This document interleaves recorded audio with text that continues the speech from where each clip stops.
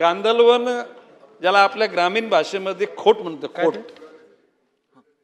जी खोटीची झाडाच्या फांद्या म्हशीनाट जर त्या ठिकाणी चारल्या तर म्हशींचं दूध पौष्टिक होतं, अशा प्रकारची लोकांची समज आहे आणि ती खरी आहे. कांदलवन म्हणजे त्याची बी आणि त्याचं रोप तयार होताना, ती वरती तयार होताना ती गळल्यानंतर लाटेबरोबर जिथे जाईल तिथे ते रुजतं. आपण मगाशी म्हटलं की ज्या ठिकाणी दलदल आहे, दलदल नाही, खाऱ्या पाण्याची दलदल असेल तरच ते रुजतं. जर का ते खारं पाणी याचं बंद केलं ते मरतं.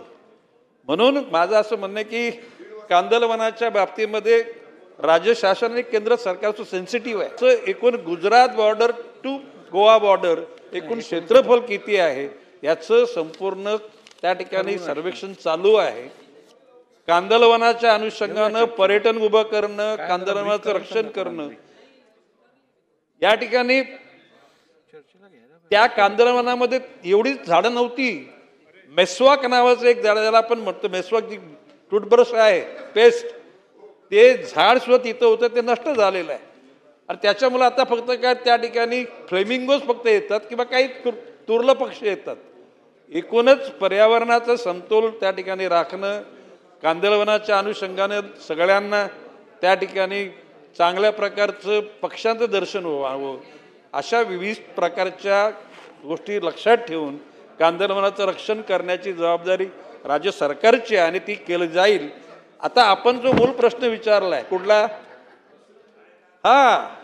की जी एकूण कांदलवन, किनारा, मच्छीमार, होणारे अपघात, किनाऱ्याला लोकांना निश्चित माहिती नसल्या कारणानं लोक बुडली जातात, त्यांना वाचवण्याचा प्रयत्न, आणि म्हणून अशा करता एक कार्यशाळा कांदलवन आणि बॉम्बे हिस्ट्री जी ऑर्गनायझेशन त्यांच्या संयुक्त विद्यमाने तिथं ठेवली होती.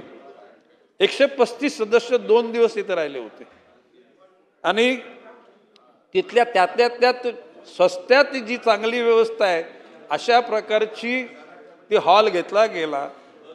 त्या ठिकाणी कोस्ट गार्ड, पोलीस यंत्रणा, महसूल यंत्रणा, तिथले मच्छीमार, समाजसेवक, तज्ज्ञ लोकांना सगळ्यांना घेऊन जागरूकता निर्माण करण्यासाठी हा त्या ठिकाणी खर्च केला गेला.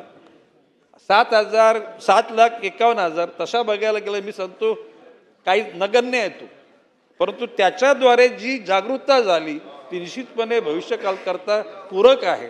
आणि म्हणून भविष्यकालामध्ये कांदलवनाचं रक्षण केलं जाईल.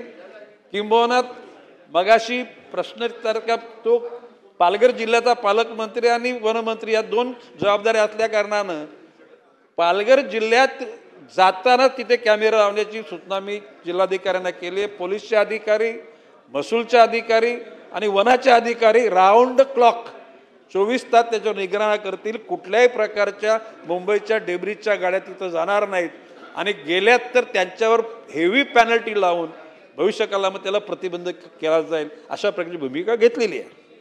कांदलवनामुळे जनतेच्या सुविधा रोखल्या जातात, त्या रोखल्या जाऊ नयेत अशाच भावनेचे आम्ही आहोत. आणि आपण सांगितलेली जो पुलाचा उल्लेख केला आहे ती माहिती मागवली जाईल.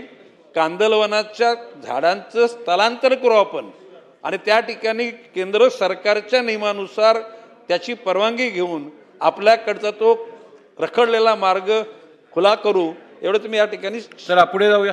केंद्र सरकारच्या भूमिका असताना सुद्धा सर्वोच्च न्यायालयाने दिलेल्या निर्णयामुळे काही ठिकाणी एकूण प्रगतीचे मार्ग रोखले गेलेले आहेत आणि म्हणून रिव्ह्यू पिटिशन दाखल निश्चितपणे केला जाईल आणि ज्या लोकांच्या अडचणी आहेत त्या तिथे माननीय सर्वोच्च न्यायालयाला अवगत केल्या जातील आणि त्याच्यातून मार्ग काढण्याचा निश्चितपणे प्रयत्न केला जाईल.